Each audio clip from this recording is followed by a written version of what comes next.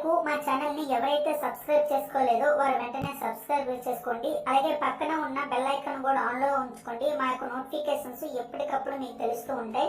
అలాగే ప్లేలిస్ట్ లోకి వెళ్తే ప్రతి ఒక్క గవర్నమెంట్ నోటిఫికేషన్స్, సిలబస్, అలాగే ప్రతి ఒక్క ఎగ్జామ్ తాలూకు ప్రతి సబ్జెక్ట్ తాలూకు ఇంపార్టెంట్ టాపిక్స్ మీకు ప్లేలిస్ట్ అప్లోడ్ చేయడం జరుగుతుంది. కావున అవి కూడా మీరు చూడవచ్చు. Hi guys, welcome to Venkat మెటిటెక్స్ యూట్యూబ్ ఛానల్. లాస్ట్ వీడియోలో మనం ప్రొడక్షన్ టెక్నాలజీ మీద కొన్ని వీడియోస్ చేసుకున్నాం కదా. అయితే ఈరోజు మనం ఇంజనీరింగ్ మెటీరియల్స్ మీద మనం డీటెయిల్గా ఎక్స్ప్లెయిన్ చేసుకుందాం. అయితే వీడియోలోకి వెళ్లే ముందు ఇప్పటివరకు మా ఛానల్ని ఎవరైతే సబ్స్క్రైబ్ చేసుకోలేదో వారు సబ్స్క్రైబ్ చేసుకోండి. అలాగే పక్కనే ఉన్న బెల్ ఐకాన్ కూడా ఆన్లో పెట్టుకోండి. మా యొక్క ఛానల్ యొక్క నోటిఫికేషన్స్ మీకు ఎప్పటికప్పుడు తెలుస్తూ ఉంటాయి. ఓకే, వీడియోలోకి వెళ్దాం. ఫస్ట్ ఇంజనీరింగ్ మెటీరియల్స్ అంటే ఏంటో తెలుసుకుందాం. అసలు ఇంజనీరింగ్ మెటీరియల్స్ అంటే మనకి ఏమీ లేదు ఫ్రెండ్స్. ఇప్పుడు మనం ఏదైనా ఒక ప్రొడక్ట్ ఉంది, సపోజ్ మన ఇంట్లోని ఒక ప్రొడక్ట్ అనేది తీసుకుందాం.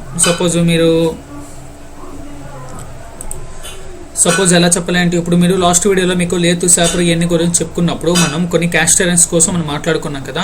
అంటే ఏంటి, క్యాస్ట్ ఐరన్ మనకి వైబ్రేషన్ రెసిస్ట్ చేస్తుంది అనుకుంటే చెప్పుకున్నాం అనమాట. అయితే ఆ క్యాస్ట్ ఐరన్ అలా చేయడానికి గల కారణం ఏంటి, అందులో ఏ టైప్ ఆఫ్ మనం మిక్స్ చేస్తూ ఉంటాం, ఏ టైప్ ఆఫ్ కెమికల్స్ మిక్స్ చేస్తూ ఉంటాము. అలాగే ప్రతి ఒక్క మెటీరియల్, ఒక అల్యూమినియం ఉంది, ఒక అల్యూమినియం అనేది థర్మల్ రెసిస్టెన్స్ ఎందుకు ఉంటుంది, అంత ఎక్కువ అంత థర్మల్, అలాగే టంగ్స్టన్ అంత థర్మల్ రెసిస్టెన్స్ అనేది ఎందుకు ఉంటుంది, అలాగే హై స్పీడ్ స్టీల్ కి ఎందుకు అలా ఉంటుంది, మళ్ళీ కాపర్ కి, మళ్ళీ క్యాస్ట్ ఐరన్ కి ఎందుకు ఉండదు, క్యాస్ట్ ఐరన్ వీరింగ్ రెసిస్టెన్స్ ఎందుకు ఉంటుంది, అలాగే క్యాస్ట్ ఐరన్ టెన్సైల్ స్ట్రెంత్ ఎందుకు ఉండదు, ఇదే కంప్రెషన్ స్ట్రెంత్ అనేది ఎందుకు ఉంటుంది. ఇలాగా మనకు ప్రతి ఒక్క మెటీరియల్, మనకి 1, 2 కాదు, ఇంకా చాలా మెటీరియల్స్ అనేవి భూమి మీద యూనివర్స్ లో ఉన్న ప్రతి మెటీరియల్ కి కూడా ఒక్కొక్క ఎబిలిటీ, అలాగే ఒక్కొక్క ప్రత్యేకమైన ఇది ఉంటుంది అనమాట. సో వాటి కోసం స్టడీ చేసేది ఈ ఇంజనీరింగ్ మెటీరియల్స్ అనమాట. అయితే ఈ ఇంజనీరింగ్ మెటీరియల్స్ లో మనకి metallic materials and non metallic materials అనేవి మనకి 2 టైప్స్ ఉంటాయి. ఓకేనా ఫ్రెండ్స్, చూడండి. మనం చూస్తే ఇంజనీరింగ్ మెటీరియల్స్ లో మనకి 2 టైప్స్ ఉంటాయి. ఒకటి metallic materials and non metallic materials. Non metallic materials వచ్చేసి మనం తరచుగా చూస్తాం, ఇంట్లో వుడ్ అవనివ్వండి, రబ్బర్ అవనివ్వండి. చూడండి, ఆర్గానిక్, ఇందులో కూడా ఆర్గానిక్, ఇన్ఆర్గానిక్ ఉంటాయి. ఆర్గానిక్ అంటే మనం తరచుగా ఇంట్లో వాడుతుండేవి plastic, wood, paper, rubber, leather, petroleum. So ఇవన్నీ కూడా నాన్ మెటాలిక్ మెటీరియల్స్ అంటామంట. అంటే నాన్ మెటాలిక్ మెటీరియల్స్ అని ఎందుకు అంటాము అంటే, ఈ దేంట్లో అయితే మనకి ఐరన్ కంటెంట్ కానీ కార్బన్ కంటెంట్ కంటే లేకుండా ఉంటుందో దాన్నే మనం నాన్ మెటాలిక్ ఉంటాం. విచ్ ఈస్ మళ్ళీ మెటాలిక్ మెటీరియల్స్ లోని మనం అంటే ఈ ఫెర్రస్ అండ్ నాన్ ఫెర్రస్ లో కూడా మనకి మెటల్ మెటీరియల్ అంటే ఐరన్ కంటెంట్ ఉన్నది ఉంటుంది, అలాగే ఐరన్ కంటెంట్ లేనివి ఉంటాయి. సో ఆ వాటి కోసం మనం ఇప్పుడు మాట్లాడుకుందాం. సో ముందుగా ఆర్గానిక్ చెప్పాను కదా. అయితే ఇన్ఆర్గానిక్ అంటే ఏంటి, minerals, cement, glass, ceramics and graphites. So inorganic materials అనమాట. అంటే ఇవి ఎలా ఉంటాయి అంటే, సిమెంట్స్ ఇవి కూడా మనకి, ఇప్పుడు సపోజ్ గ్లాస్ అనేది ఒక సాలిడ్ ఫామ్ అనమాట. ఒక సాలిడ్ గట్టిగా మనకి శాండ్ నుంచి ఎక్కువగా తీస్తుంటారు. అలాగే సిరామిక్స్ అవనండి, గ్రాఫిక్ అవనివ్వండి, ఇవి కూడా శాండ్ నుంచి ఎక్కువగా తీస్తుంటారు కదా, దాన్ని ఇన్ఆర్గానిక్ మెటీరియల్స్ అంటాం. సో ఇవి కూడా శాండ్ నుంచే తీస్తారు. Suppose ferrous and non ferrous చూసుకుందాం. ఫెర్రస్ లో మనకి స్టీల్స్ అండ్ క్యాస్ట్ ఐరన్ ఉంటారు. స్టీల్స్ లో మనకి ప్లెయిన్ అనేది ఉంటుంది, కార్బన్ ఉంటుంది, అలాయ్ కంటెంట్ అని కూడా ఉంటుంది అనమాట. సో ఈ 3 టైప్స్ ఉంటాయి. అలాగే క్యాస్ట్ ఐరన్ వచ్చేపోతే grey cast iron, white cast iron, malleable cast iron, ductile cast iron, nodular cast iron. So ఇవి మనకి ఫెర్రస్ మెటీరియల్స్. ఎందుకు అంటే వీటిలో కూడా మనకి కొంత carbon percentage and iron percentage రెండు మిక్స్ అయ్యి ఉంటుంది కాబట్టి ఫెర్రస్ అని అంటాం. సో ఇంకా సింపుల్ గా చెప్పాలి అంటే మనకి మ్యాగ్నెటిక్ మెటీరియల్స్, ఏదైతే మ్యాగ్నెటిక్ అట్రాక్ట్ అవుతుందో అది ఫెర్రస్ మెటీరియల్స్. అలాగే ఏదైతే మ్యాగ్నెటిక్ డియాక్టివేట్ అవుతుందో దానికి నాన్ ఫెర్రస్ మెటీరియల్స్ అని అంటాం. అయితే ఇందులో వచ్చేసి aluminium, copper, magnesium, tin, zinc, lead, nickel and their alloys. ఇవన్నీ కూడా మనకి ఇదేంటి మ్యాగ్నెటిక్ అట్రాక్ట్ అవ్వనమాట. సో వీటిని నాన్ ఫెర్రస్ మెటల్స్ అంటాం. ఓకేనా ఫ్రెండ్స్, ఇప్పుడు మనం నెక్స్ట్ టాపిక్ వచ్చేస్తే ఫెర్రస్ మెటల్స్ లోని మనం అయితే ఆల్రెడీ మనం ముందుగా చెప్పుకున్నాం ఫెర్రస్ మెటల్స్ అంటే ఐరన్ బేస్డ్ మెటల్స్ అని. అయితే which include variety of pig iron, cast iron, wrought iron and steels.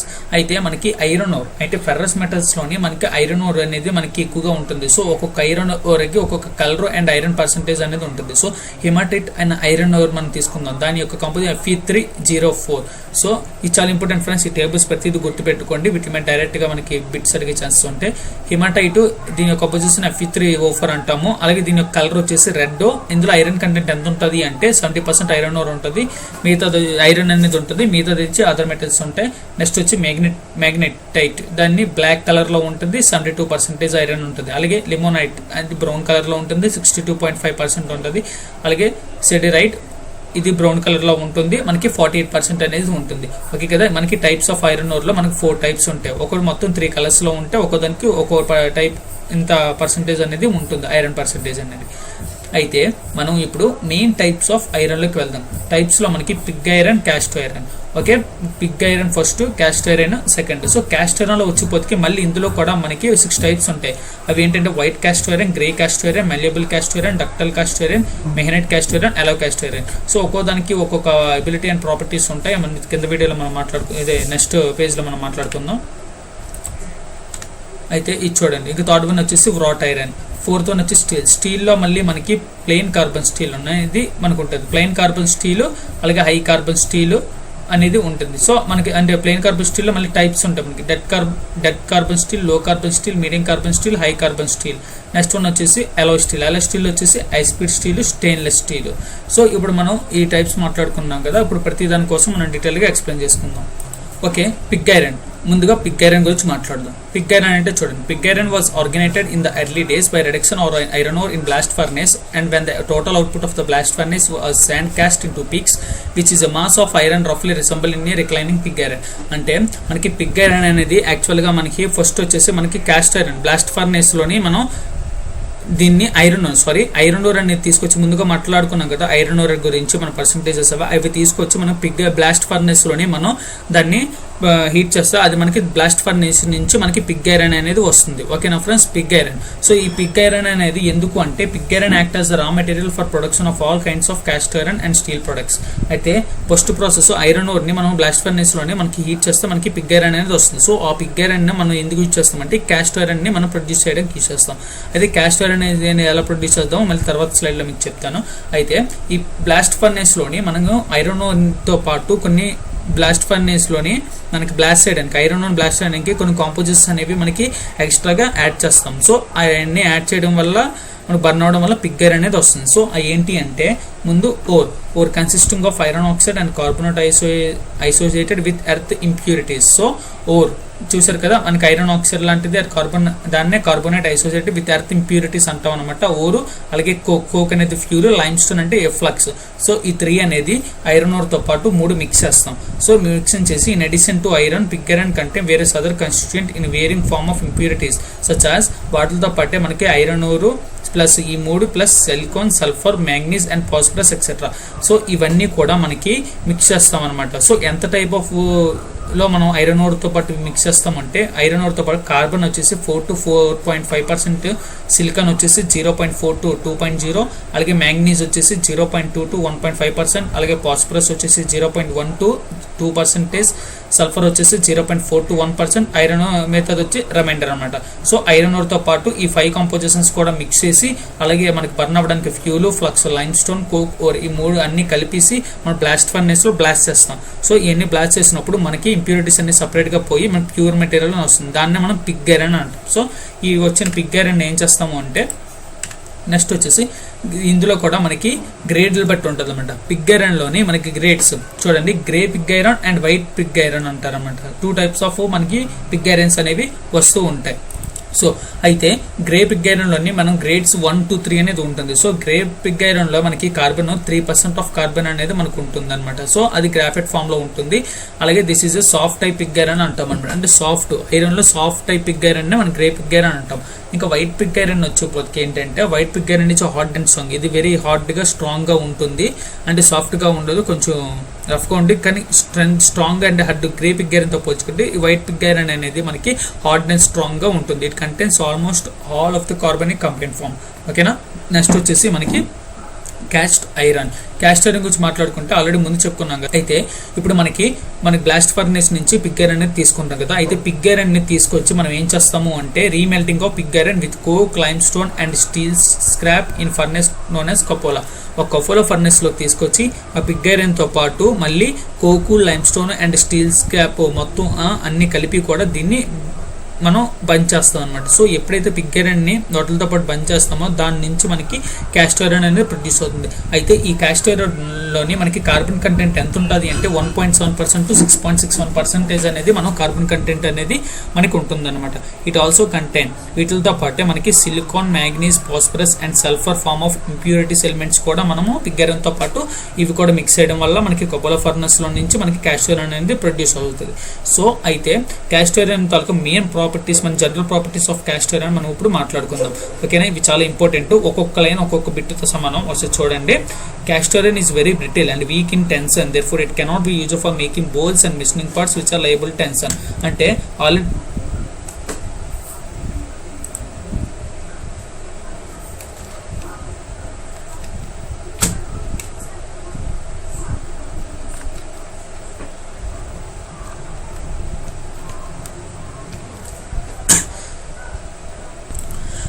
Already మనం లాస్ట్ వీడియోలో చెప్పుకున్నాం. క్యాస్ట్ ఐరన్కి కంప్రెసివ్ స్ట్రెంత్ ఎక్కువ ఉంటుంది, టెన్షన్ స్ట్రెంత్ ఎక్కువ ఉంటుంది. ఎందుకంటే బ్రిటల్ మెటీరియల్ ఇది ఎక్కువగా బేగా మనకి హై సాక్స్ అంటే ఎక్కువ సాకింగ్ లోడ్స్ వచ్చినప్పుడు బ్రిటల్ మెటీరియల్ కాబట్టి పగిలిపోతుంది. సో దీనివల్ల ఏమవుతుందంటే మనకి బౌల్స్కి వాటికి మనం మెషిన్ పార్ట్స్కి క్యాస్ట్ ఐరన్ అనేది యూజ్ చేయం.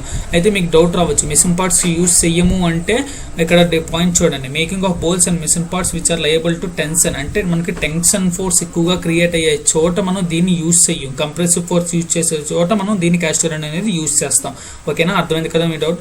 నెక్స్ట్ వచ్చేసి since the cast iron is a brittle material and therefore it cannot be used those parts of machine which are subjected in shocks. So అర్థమైంది కదా, మనకి ఇది బ్రిటల్ మెటీరియల్ అయినందువల్ల మనకి soaking loads, impact loads ఉంటాయి కదా, మనకి impact loads అలాంటి చోట్ల మనకి క్యాస్ట్ ఐరన్ అనేది మనం యూజ్ చెయ్యం. ఓకేనా ఫ్రెండ్స్, ఓన్లీ టెన్షన్ దగ్గర వాటి దగ్గర యూజ్ చేయం. అయితే it has low cost, good casting characteristics, high compressive strength, high wearing resistance and excellent machinability. This properties make it valuable material for engineering purpose. అర్థమైంది కదా. అయితే ఈ క్యాస్ట్ ఐరన్ అనేది మనకి చాలా తక్కువ ధర ఉంటుంది, అలాగే దీని యొక్క క్యారెక్టరిస్టిక్స్ కూడా చాలా బాగుంటాయి. హై కంప్రెసివ్ స్ట్రెంత్ ఉంటుంది, చెప్పాను కదా క్యాస్ట్ ఐరన్ అంటేనే కంప్రెసివ్ స్ట్రెంత్. అండ్ ఇంకోటి ఏంటి అంటే బేరింగ్ రెసిస్టెన్స్, అరుగుదల అనేది చాలా తక్కువగా ఉంటుంది. అలాగే మెషినబిలిటీ, దీన్ని మెషినింగ్ చేయాలన్నా మనం చాలా ఈజీ ప్రాసెస్లో మనం చేయొచ్చు. ఓకేనా, దీన్ని ఎక్కువగా ఇంజనీరింగ్ పర్పస్లోనే మనం ఎక్కువగా యూజ్ చేస్తూ ఉంటాం. అయితే దీని యొక్క tensile strength varies from 100 to 200 megapascal and compressive నుంచి 400 to 1000 మెగాపాస్కల్. చూసారా, టెన్సైల్ స్ట్రెంత్ అనేది చాలా తక్కువగా ఉంటుంది, అదే కంప్రెసివ్ స్ట్రెంత్ అయితే చాలా ఎక్కువగా ఉంటుంది. అండ్ సీరింగ్ స్ట్రెంత్ వచ్చేసి 120 మెగాపాస్కల్. ఓకేనా, the compressive strength of caste iron is much greater than the tensile strength. ఓకేనా, క్యాస్ట్ ఐరన్ అనేది టెన్సైల్ స్ట్రెంత్ కన్నా కంప్రెసివ్ స్ట్రెంత్ ఎక్కువగా మనకి ఉంటుంది. ఓకేనా, నెక్స్ట్ వచ్చేసి అయితే మనకి ఇప్పుడు నెక్స్ట్ టాపిక్ వచ్చేసి స్టీల్స్లో వచ్చిపోతే మనకి ఏంటంటే it is an alloy of iron and carbon. ఓకేనా, అలాయ్ ఐరన్ అండ్ కార్బన్ రెండు మిక్స్ చేస్తా. అంటే మనకి ఇక్కడ మీరు ఒకసారి చూడండి, ఇది ఐరన్ కార్బన్ ఈక్విలిబ్రియం అనమాట. దీన్ని బట్టే మనం దాని యొక్క నేమ్స్ మనకి స్టీల్, ఐరన్ అనేది డిపెండ్ అయి ఉంటుంది. సో మనకి ఇక్కడ చూసుకుంటే హైపర్ యూటెక్టాయిడ్, హైపోయూటెక్టాయిడ్, హైపర్ యూటెక్టాయిడ్. సో ఇవి చూసారా, ఇవి అప్ టు 2%. సో ఈ 2% వరకు మనకి స్టీల్ అంటాం. ఈ 2% అబోవ్ ఉన్నదాన్ని మనం ఇప్పుడు కూడా క్యాస్ట్ ఐరన్ అని అంటాం. సో చూసారా, అప్ టు 2%. అంటే ఇక్కడ 1.7% అనేది ఇచ్చాడు, మనకి డెఫినేషన్లు ఇచ్చాను. సో 1.27 కాదు, some times 2%. So up to 2% వరకు మనకి స్టీల్, అలాగే 2% నుంచి అబోవ్ 6.67% వరకు మనకి ఐరన్ అనేది ఉంటుంది. సో ఓకేనా ఫ్రెండ్స్, ఇది ఎందుకు అంటే స్టీల్ అనేది మనకి ఐరన్, కార్బన్ ఎందుకు యాడ్ చేస్తాము అంటే మనకి హార్డ్నెస్, స్ట్రెంత్, మెటీరియల్ని హార్డ్నెస్, స్ట్రెంత్ని ఇంక్రీజ్ చేయడానికి మనం ఈ కార్బన్ అనేది యూజ్ చేస్తూ ఉంటాం అనమాట ఐరన్కి. సో ప్లెయిన్ కార్బన్ స్టీల్ అనేది is an alloy of iron and carbon. It has good machinability and malleability. అర్థమైందా, మెషినబిలిటీ ఈజీగా మెషినింగ్ అనేది చేయొచ్చు. మాల్యబిలిటీ అంటే ఏంటి, ఏమి లేదు ఫ్రెండ్స్. ఇప్పుడు ట్రైన్ హుక్ కానీ చూస్తామని హెవీ లోడ్స్ అనేది మనం లిఫ్ట్ చేస్తుంటాయి. సో అలాంటప్పుడు ఏంటంటే మెటీరియల్ అనేది బ్రేక్ అవ్వకుండా ఉండడానికి, అలాగే టెన్షన్స్లలో అట్లా డిఫార్మ్ అవ్వకుండా వాటిలన్నింటిని కూడా రెసిస్ట్ చేసేదే మనకి మెల్లేబుల్ మెటీరియల్ అనమాట. ఒక లోడ్ ఎక్కువైనా సరే దానికి టెన్సైల్ స్ట్రెంత్ అనేది ఎక్కువగా ఉండడం వల్ల చిన్న డిఫార్మ్ అవుతుంది తప్పించి బ్రేక్ అనేది అవ్వదు.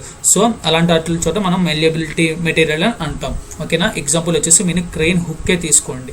ఓకేనా, నెక్స్ట్ వచ్చేసి అయితే ఈ కార్బన్ కంటెంట్ ఎంత ఉంటుంది అంటే స్టీల్స్లోని డెడ్ కార్బన్ స్టీల్కి వచ్చేసి మనకి అప్ టు 0.15% అనే కార్బన్ అనేది మనం యాడ్ చేస్తాం అనమాట. ఎందుకు, హార్డ్నెస్ ఇంక్రీజ్, ఇదే ఇంక్రీజ్ చేయడానికి, స్ట్రెంత్ హార్డ్నెస్ ఇంక్రీజ్ చేయడానికి మనం అప్ టు 0.15% కార్బన్ అనేది ఉంటుంది ఇందులో డెడ్ కార్బన్ స్టీల్లో.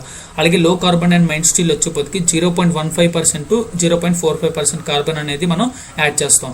సో ఈ ఇంత పర్సెంటేజ్ ఆఫ్ కార్బన్ అంటే దాన్ని లో కార్బన్ స్టీల్ అంటాం లేదా మైల్డ్ స్టీల్ అంటాం. మైల్డ్ స్టీల్ అంటే తెలిసిందా, మనకి అన్ని ఎంఎస్ వర్క్స్ చేస్తారు కదా, వెల్డింగ్ వర్క్స్, వెల్డింగ్ షాప్స్ లో మనం చూస్తూ ఉంటాం. మన హౌస్ వర్కింగ్ గేట్స్ అవనియండి లేదా హౌస్ వర్కింగ్ టెర్రస్ దగ్గర కట్టుంటారు కదా వాల్స్, అలా అన్ని కూడా మనకి మైల్డ్ స్టీల్. సో అందులో కార్బన్ ఎంత ఉంటుంది అంటే 0.15% నుంచి 0.45% అనేది ఉంటుంది. నెక్స్ట్ వచ్చేసి medium carbon steel. Medium carbon స్టీల్లో 0.45 టు 0.8% కార్బన్ ఉంటే దాన్ని మీడియం కార్బన్ స్టీల్ అంటాం. అలాగే 0.8 నుంచి 1.5 కార్బన్ ఉంటే దాన్ని హై కార్బన్ స్టీల్ అంటాం. ఓకేనా, ఇప్పుడు డీటెయిల్గా చెప్దాం. Dead carbon steel. Dead carbon steel వచ్చేపోతే చూడండి, process very low percentage of carbon varying from 0.05 to 0.15% of carbon అనేది ఉంటుంది. ఈ టెన్సైల్ స్ట్రెంత్ వచ్చేసి చాలా ఇంపార్టెంట్ ఇవి బిట్స్.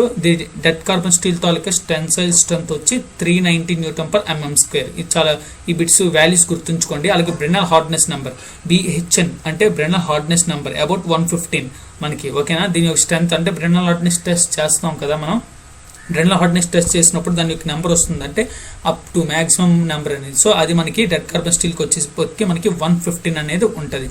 మన మెటీరియల్ స్ట్రెంత్ అనేది చేస్తుంటాం కదా మనం కాలేజెస్లో ల్యాబ్స్లలో అట్లా, అప్పుడు మనకు ఒక నెంబర్ ఉంటుంది కదా, అదే BHN, అది 115 అనమాట మనకి డెడ్ కార్బన్ స్టీల్. సో ఈ రెండు వాల్యూస్ చాలా ఇంపార్టెంట్. చూడండి, మీకు ఇందులో చెప్పలేదు ఐరన్ కార్బన్ ఈక్విలిబ్రియం గురించి. ఐరన్ కార్బన్ ఈక్విలిబ్రియం చూస్తే కనుక మనకి చూడండి అప్ టు 900 degrees Celsius వరకు మనకి ఫెరైట్ స్ట్రక్చర్లో ఉంటుంది. నెక్స్ట్ వచ్చేసి ఇక్కడ చూడండి ఆస్టినేట్ 2554 నుంచి ఆస్టినేట్ ఫెరైటేట్ హైపరోటెక్టైడ్. సో అప్పుడు ఏమంటాం అంటే ఈ ఆస్టినేట్ ప్రాసెస్ని హైపరోటెక్టైడ్ ప్రాసెస్లో ఉంది. సో నెక్స్ట్ వచ్చేసి percentage carbon by weight. So ఇక్కడ వరకు స్టీల్ చూసారు కదా, మనకి ఆస్టినేట్ ప్లస్ ఫెరైట్ వరకు మనకి స్టీల్ అనేది ఉంది. అలాగే మనకి ఐరన్ కంటెంట్ హైపోఎటక్టిక్ అండ్ హైపరోటెక్టిక్ మీరు చూసుకుంటే కనుక చూడండి 2 నుంచి 4.3 వరకు హైపోఎటక్టిక్. సో ఆస్టినేట్ ప్లస్ సిమెంటైట్, దాని యొక్క డిగ్రీస్ ఫారెన్హీట్స్ ఇక్కడ చూడండి 1130 degrees Celsius దగ్గర. సో ఇవన్నీ కూడా మనకి సిమెంటెడ్ ఫార్మేషన్లోనే వాటిలో ఉంటుంది. ఇక్కడికి వచ్చేప్పటికి మనకి హై టెంపరేచర్ 1539 degrees Celsius దగ్గర మనకి చూసుకుంటే కనుక మీకు లిక్విడ్ స్టేజ్లో అనేది ఉంటుంది అనమాట. మెటీరియల్ అనేది లిక్విడ్ స్టేజ్లోకి వచ్చేస్తుంది. ఓకేనా ఫ్రెండ్స్, మీకు బిట్స్ దీని నుంచి ఎలా అడుగుతాడంటే ఈ యొక్క టెంపరేచర్స్ గురించి వాటి గురించి అడగడు. అయితే మనకి 0 to 0.8% అనేది హైపోఎటక్టాయిడా హైపరోటెక్టిక్ అనుకుంటూ ఇలాగా 0.8 నుంచి 0 నుంచి 0.8 వరకు ఏంటి అని అడుగుతాడు. సో ఈ యొక్క పర్సెంటేజ్ చూసుకోండి. అలాగే స్టీల్ అప్ టు పర్సెంటేజ్ ఎంత, అలాగే మనకి క్యాస్ట్ ఐరన్ పర్సెంటేజ్ 2 నుంచి 6.61%. సో ఇవి ఈ టైప్లో మన కార్బన్ ఈక్విలిబ్రియం నుంచి మనకి బిట్స్ అయ్యని అడుగుతారు. ఈ డయాగ్రామ్ అనేది చాలా ఇంపార్టెంట్, చూసుకోండి. వీటి మీద మనకి 2-3 బిట్స్ వచ్చే అవకాశాలు ఉంటాయి. ఓకేనా, నెక్స్ట్ కాన్సెప్ట్ వచ్చేసి లో కార్బన్ స్టీల్లో మనం మైల్డ్ స్టీల్ కూడా అంటామని చెప్పాం కదా. ఇందులో వచ్చేసి మనకి 0.20 నుంచి 0.30 కార్బన్ అనేది మనకి ఉంటుందని చెప్పాం. అయితే దీని యొక్క టెన్సైల్ స్ట్రెంత్ వచ్చేసి 555 Nm² అండ్ హార్డ్నెస్ వచ్చేసి బ్రెనల్ హార్డ్నెస్ నెంబర్ ఎంత 140. ఓకేనా, నెక్స్ట్ మీడియం కార్బన్ స్టీల్ యొక్క కార్బన్ పర్సెంటేజ్ అంతా 0.30 to 0.8%. It is tough and more elastic comparison to వాటర్ ఐరన్తో పోల్చుకుంటే మనకి మీడియం కార్బన్ స్టీల్ అనేది tough and more elastic formation అనేది మనకి ఎక్కువగా ఉంటుంది. అంటే ఎక్కువగా రెసిస్ట్ చేస్తుంది అన్నమాట. ఎలాస్టిక్ అంటే డిఫార్మేషన్ కూడా ఎక్కువగా ఉంటుంది, అంటే టెన్సైల్ స్ట్రెంత్ ఎక్కువగా ఉంటుంది. It can easily observe sudden shocks. ఓకేనా, ఇది వచ్చేసి మనకి ఏంటంటే సడన్ షాక్స్ ఏమైనా ఇంపాక్ట్ లోడ్స్ ఏమైనా మనం పడే చోట ఇది ఎక్కువగా వాటిని కూడా రెసిస్ట్ చేస్తూ ఉంటుంది, అబ్జర్వ్ చేసుకుంటుంది అనమాట. అంటే బ్రేక్ అవ్వదు ఇలాంటి షాక్ లోడ్స్ ఇచ్చిన. సో నెక్స్ట్ వచ్చేసి హై కార్బన్ స్టీల్ కంటైన్ మనకి ఎంత 0.8 నుంచి 1.5% అనేది కార్బన్ అనేది ఉంటుంది హై కార్బన్ స్టీల్లో. Because of their high hardness they are suitable to wearing resistance property. So దీనికి మనకి అరుగుదల అనేది చాలా తక్కువగా ఉంటుంది అనమాట, అసలు ఉండదు. ఇది అరకు నీట్గా ఎలాంటి బ్రేక్ అవ్వకుండా ఎక్కువ రోజులు ఉంటుంది. నెక్స్ట్ వచ్చి అలౌ స్టీల్. అయితే అలౌ స్టీల్స్ అంటే ఏమీ లేదు, మనకి ఇందులోని ఇప్పుడు స్టీల్ ఉంది. స్టీల్కి స్ట్రెంత్ హార్డ్నెస్తో పాటే కొన్ని మనం యాడ్ చేయడం వల్ల వాటికి ఇంకా స్ట్రెంత్ అనేది ఇంక్రీజ్ అవుతుంటాయి. అలాగే కొన్ని షాక్ రెసిస్టెన్స్ వాటి నుంచి మనకి షాకింగ్ నుంచి కరెంట్ నుంచి వాటి నుంచి రెసిస్ట్ చేస్తూ ఉంటాయి కొన్ని అలౌ స్టీల్స్. సో ఇలాగ మన స్టీల్కి కొన్ని అలౌస్ కంటెంట్ యాడ్ చేయడం వల్ల ఆ ప్రాపర్టీ అనేది ఇంక్రీజ్ అవుతూ ఉంటుంది. సో వాటి గురించి మనం మాట్లాడుకుందాం. అయితే the most common allowing elements added into steel. ఎక్కువగా స్టీల్కి మనం అలో ఎలిమెంట్స్ ఏంటంటే యాడ్ చేస్తాం అంటే నికిల్ అనేది యాడ్ చేస్తాం, manganese, silicon, vanadium, molybdenum, tungsten, phosphorus, copper, titanium, zirconium, cobalt, columbium and aluminium. ఓకేనా, ఇవన్నీ మనకి ఇవన్నీ అలాయ్ స్టీల్స్ అంటాం అనమాట. అయితే ఒక్కొక్క దానికి మనం మాట్లాడుకుందాం. ఇప్పుడు నికిల్ గురించి మాట్లాడుకుంటే, in this range nickel contribute great tensile strength, yield strength, toughness and forming properties and their hardness with high elastic limit, good ductility and good resistance corrosion. అట్లనే కదా నికిల్ అనేది స్టీల్ కి యాడ్ చేయడం వల్ల ఇది ఏం చేస్తుంది అంటే టెన్సైల్ స్ట్రెంత్ అనేది ఎక్కువగా ఇంక్రీజ్ చేస్తుందంట, హీల్డ్ స్ట్రెంత్ ఇంక్రీజ్ చేస్తుంది అండ్ టఫ్నెస్. నేను చెప్పాను కదా, టఫ్నెస్ అనేది దేనికి మనకు ఎక్కువ పనికి వస్తుంది, ఇంపాక్ట్ లోడ్స్ దగ్గర కూడా మనకి ఎక్కువ టఫ్నెస్ అనేది అంటే బ్రేక్ అవ్వకుండా ఉండడానికి టఫ్నెస్ అనేది మనకి పనికి వస్తుంది. అలాగే ఫార్మింగ్ ప్రాపర్టీస్ నికిల్ యాడ్ చేయడం వల్ల మనకి ఫార్మింగ్ ఏదైనా సపోజ్ ఇప్పుడు మళ్ళీ ఏదైనా కంటైనింగ్ గ్రెయిన్ ఫార్మేషన్ అవనండి, grain decrease or grain size form చేయడానికి మనకి ఈజీగా అంటే హీటింగ్ ట్రీట్మెంట్ అప్పుడు మనకి ఈజీగా ఉండడానికి ఈ నికిల్ యాడ్ చేయడం వల్ల మళ్ళీ రీయూజ్ చేసుకోవడానికి ఫార్మింగ్ ప్రాపర్టీస్ కూడా బాగుంటాయి. అలాగే హార్డ్నెస్ విత్ ఎలాస్టిక్ లిమిట్ అంటే మలేబిలిటీ చెప్పాను కదా, డక్టిలిటీ ప్రాపర్టీ, గుడ్ డక్టిలిటీ, ఎక్కువ టెన్సైల్ స్ట్రెంత్ ఉండడం వల్ల మనకి ఇది ఎక్కువగా బ్రేక్ అవ్వదు. ఎక్కువ లోడ్ వచ్చినా సరే కొంచెం డిఫార్మ్ అవ్వి మళ్ళీ రియలిస్టిక్ ఫార్మేషన్లో మనకు వచ్చేస్తుంది. ఓకేనా, మళ్ళీ రీగెయిన్ పొజిషన్కి వచ్చేస్తుంది అన్నమాట. సో ఎలాస్టిక్ లిమిట్, అలాగే గుడ్ రెసిస్టెన్స్ కరోజన్, మనకి జంగది పట్టుకుంటా నీట్గా ఎక్కువ రోజులు అనేది ఉంటుంది ఈ నికిల్ అనేది యాడ్ చేయడం వల్ల. ఓకేనా, ఇప్పుడు నెక్స్ట్ వచ్చేసి క్రోమియం వల్ల ఏం చేస్తుంది అంటే ఇది కూడా ఎక్కువ కరోజన్ రెసిస్టెన్స్ ఉంటుంది. ఇది 12 to 18% అనేది మనం యాడ్ చేస్తాం స్టీల్కి. It increase tensile strength, hardness, wearing resistance and heat resistance. So మనకి వేరింగ్ అరుగుదల అండ్ టెన్సైల్ స్ట్రెంత్, హార్డ్నెస్ కాకుండా మనకి ఇది ఏం చేస్తుంది అంటే హీట్ నుంచి రెసిస్ట్ చేస్తుంది అనమాట. అంటే టెంపరేచర్కి బేగా బర్న్ అయిపోకుండా ఉండడానికి ఎక్కువ టెంపరేచర్ సపోజ్ కొన్ని చూడండి టెంపరేచర్ని బట్టి డిఫార్మ్ అయిపోతూ ఉంటాయి. సో ఇది అలా కాకుండా క్రోమియం యాడ్ చేయడం వల్ల ఏమవుతుందంటే స్టీల్కి మనకి టెంపరేచర్ని రెసిస్ట్ చేస్తూ ఉంటుంది అనమాట. అయితే tungsten, it increase hardness, wearing resistance, shock resistance and magnetic reluctance. Tungsten అనే పదం మీకు గుర్తు రావాలి. మనకి బల్బ్ యొక్క ఫిల్మెంట్లో మనం యూజ్ చేస్తాం కదా టంగ్స్టన్, అది ఎక్కువ మనకి చాలా హీట్ అనేది జనరేట్ అవుతుంది. సో మనకి ఇంక్రీజ్ హార్డ్నెస్, మనకి హార్డ్నెస్ ఎంత టెంపరేచర్ అనేది రెసిస్ట్ చేయగల కెపాసిటీ టంగ్స్టన్కి ఎక్కువగా ఉంటుంది. సో అందుకు మనం బల్బ్ ఫిల్మెంట్స్లో ఉన్నాయండి. అలాగే షాకింగ్ రెసిస్టెన్స్ చూసారా, షాక్ రెసిస్టెన్స్ అంటే షాక్స్ని కూడా ఎక్కువ మనకి కరెంట్ షాక్స్ వాటి నుంచి కూడా రెసిస్ట్ చేస్తూ ఉంటుంది ఈ టంగ్స్టన్ అనే మెటీరియల్. సో ఇదే మనం టంగ్స్టన్ అనేది మనకి దేనికి అంటే ఎక్కువగా మ్యాక్సిమం వచ్చేసి వేరింగ్ మనకి టెంపరేచర్ని రెసిస్ట్ చేయడానికి, అంటే అలాగే వేరింగ్ రెసిస్టెన్స్ ఉంటుంది. అలాగే మనకి బేగా అరుగుదల అనేది రాదు. అలాగే మ్యాగ్నెటిక్ రిలక్టెన్స్ అంటే మనకి మ్యాగ్నెటిక్ ప్రాపర్టీ కలిగే మెటీరియల్ అనమాట. అండ్ నెక్స్ట్ వచ్చేసి వెనాడియం వచ్చి improve tensile strength, elastic limit, ductility, fatigue resistance, shock resistance and response to heat treatment. చెప్పుకున్నాం కదా already tensile strength and deformation, elastic limit అంటే మళ్ళీ రీగెయిన్ లోడ్ పడినప్పుడు మళ్ళీ లోడ్ తీసిన తర్వాత మళ్ళీ ఎలాస్టిక్ మళ్ళీ నార్మల్ పొజిషన్కి వచ్చే కేపబిలిటీ దీనికి ఉంటుంది, బ్రేక్ అవ్వకుండా. అలాగే డక్టిలిటీ ఎక్కువ సాగే గుణం ఉంటుంది. ఫ్యాటిగ్ రెసిస్టెన్స్ అప్ టు మనకి ఫ్రాక్చర్ అవ్వకుండా ఉండడానికి, అంటే షాకింగ్ రెసిస్టెన్స్, సడన్ షాక్స్ అవనివ్వండి ఏ షాక్స్ అయినా ఉండి దాన్ని కూడా మనం తట్టుకోగలుగుతుంది అనమాట ఈ వెనడియం అనేది. నెక్స్ట్ మాల్బెడినం అంటే ఇందులోనే మనకి వెరీ స్మాల్ క్వాంటిటీ, మనకి 0.15 to 0.30% ఆఫ్ కార్బన్ అనేది ఉంటుందన్నమాట. అయితే దీంతో పాటే మన మాల్బెడినం అనేది with chromium and manganese 0.5 to 0.8% అనేది క్రోమియం అండ్ మ్యాంగనీస్ అనేది కలపడం వల్ల మనకి మాల్బెడినం స్టీల్ అనేది ప్రొడ్యూస్ అవుతుంది. సో ఇది ఏం చేస్తుంది, హార్డ్నెస్ని ఇంక్రీజ్ చేయడమే కాకుండా wearing resistance and thermal resistance దీనికి కూడా మాల్బెడినం అనేది యూజ్ చేస్తారనమాట. మీకు హెచ్ఎస్ఎస్ చెప్పాను కదా టంగ్స్టన్, క్రోమియం, వెనాడియం అని. టంగ్స్టన్, క్రోమియం, వెనాడియం చెప్పినప్పుడు మనకు ఒకవేళ టంగ్స్టన్ అనేది యాడ్ చేయకపోతే మాల్బెడినం అనేది యూజ్ చేస్తాం అనమాట.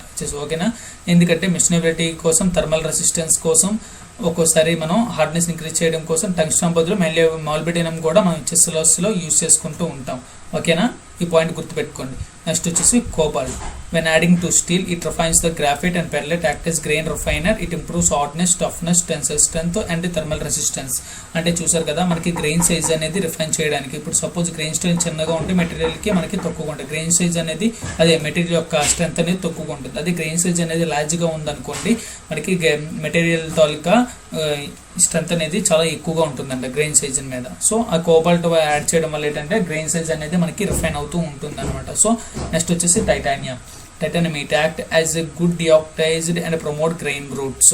సో అదంటే డీఆక్సిడైజ్డ్ అంటే మనకి కరోజన్ రెసిస్టెన్స్ ఆక్సిజన్ వల్ల మన ఆక్సిడైజేషన్ అనేది ఎక్కువగా అయిపోతుంది కదా మెటీరియల్ అనేది. సో అలాంటి వాటిలో అవ్వకుండా ఉండడానికి ఈ టైటానియం అనేది యాడ్ చేస్తారు. అంతేకాకుండా ఇది గ్రెయిన్ గ్రోత్ కూడా మనకి బాగా గ్రెయిన్ సైజ్ అనేది కూడా ఇంక్రీజ్ చేయడానికి మెషినింగ్ ప్రాసెస్ అంటే ఫార్మేషన్ ప్రాసెస్లో హీట్ ట్రీట్మెంట్ ప్రాసెస్లో మనకి ఇది బాగా ఉపయోగపడుతుంది.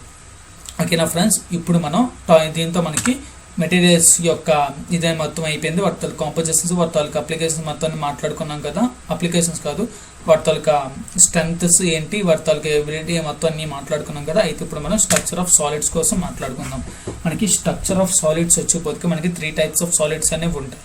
సో ఇందులో మనకి ముందుగా మీరు స్ట్రక్చర్ ఆఫ్ సాలిడ్స్ అంటే ఏమీ లేదు, ఇప్పుడు గ్రెయిన్స్ కోసం మాట్లాడుకున్నాం కదా. అయితే వాటి యొక్క అందులోని మనకి స్ట్రెంత్ అనేది వీటి మీద డిపెండ్ అయి ఉంటుంది అనమాట. అంటే ఇప్పుడు body centre cubic space lattice, face center cubic space lattice, closed packed hexagonal space lattice అని 3 టైప్స్ అనేవి ఉంటాయి. అయితే బాడీ సెంటర్లో వచ్చేపోతే మనకి ఇక్కడ చూస్తే యాటమ్స్ అనమాట. ఇవే మనకి యాటమ్ గ్రెయిన్స్ ఇప్పుడు మాట్లాడుకున్నాం కదా ఇందాకలా. గ్రెయిన్స్ ఒక్కొక్క పక్కన ఫామ్ అవ్వడానికి ఈ యాటమ్స్ యొక్క బాండింగ్ వల్లే మనకి డిపెండ్ అయి ఉంటుంది అనమాట. వాటి కోసమే మనం సాలిడ్ అని మాట్లాడుకుంటాం. అంటే ఇలా నెంబర్ ఆఫ్ యాటమ్స్ కంబైన్ అయ్యి ఉంటే దాన్ని మనం సాలిడ్స్ అని అంటాం, గ్రెయిన్స్. సో వాటి కోసం మాట్లాడుకుంటే in unit cell of body centre cubic space lattice there 9 atoms అన్నారు. సో మనం బీబీసీ చూడండి 1 2 3 4 5 6 7 8 9. సో 9 ఐటమ్స్ అనేవి ఉంటాయని చెప్పాడు. 8 items are located at the corner of the. So 8 items అనేవి మనకి కార్నర్లో ఉన్నాయి అండ్ 1 ఐటమ్ సెంటర్లో ఉంది. సో దీన్ని మనం ఆల్ఫా ఐరన్ అని అంటాం. సో ఇది సింపుల్ అనమాట. యాటమ్స్ మీద బేస్ చేసి మనకి మైక్రోస్కోప్లో అట్లలో చెక్ చేస్తారు వీటిని. ఇది చేసి ఇది ఏ iron, alpha iron, tungsten. So alpha iron ఏంటనేది. సో ఈ యాటమ్స్ అనేది బేస్ చేసుకొని మెటీరియల్ని మనం కన్సిడర్ చేస్తారనమాట. సో ఇందులో 9 ఐటమ్స్ అన్నట్టు దీన్ని బీసీసీ అంటాం. సో ఇది దేనికి చెందింది? ఇది ఆల్ఫా ఐరన్ అంటే tungsten, chromium, manganese, molybdenum, titanium, బ్రేమియం, వెనడియం ఎక్సెట్రా. సో ఇలాగా దీని ప్రాపర్టీకి సంబంధించింది అని చెప్పి, ఈ టైప్ ఆఫ్ మెటీరియల్ ప్రాపర్టీ సంబంధించింది అని చెప్పి మనకు తెలుస్తుంది. సో నెక్స్ట్ వచ్చేసి FCC, face center cubic space lattice. So FCC ఎలాగుంటుంది? In unit cell of face center cubic space lattice there are 14 items అనేవి ఉంటాయి అంట. సో మనం చూసుకుంటే మొత్తం 1 2 3 4 5 6 7 8 నెక్స్ట్ 9 10 11 12 13 14 చూసారా? అంటే సైడ్స్ అండ్ ఫేసెస్ సెంటర్ ఉంది. The 8 atoms are located at the corner of the cube. చూసారా? 8 అనేవి మన కార్నర్లో ఉంటాయి. నెక్స్ట్ 6 atoms ఫేసెస్ చెప్పాను కదా, ఫేసెస్కి 6 ఉంటాయి. At the center of the 6 face సెంటర్లో వచ్చేసి 1 ఉంది. చూసారా? సో మొత్తం 14 ఉన్నాయి. This type of space in gamma iron అంటాం. Space lattice is found in gamma iron. So ఇలాగ మనకి 14 atoms ఉండేదాన్ని మనం ఏమంటాం అంటే గామా ఐరన్ అంటాం.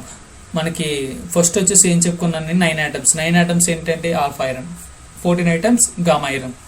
అయితే ఇది యొక్క మెటీరియల్ ఏంటి అంటే aluminium, copper, lead, silver, nickel, gold, platinum, calcium etcetera. So మనం నాన్ ఫెర్రస్ మెటీరియల్స్ అనమాట ఇవన్నీ.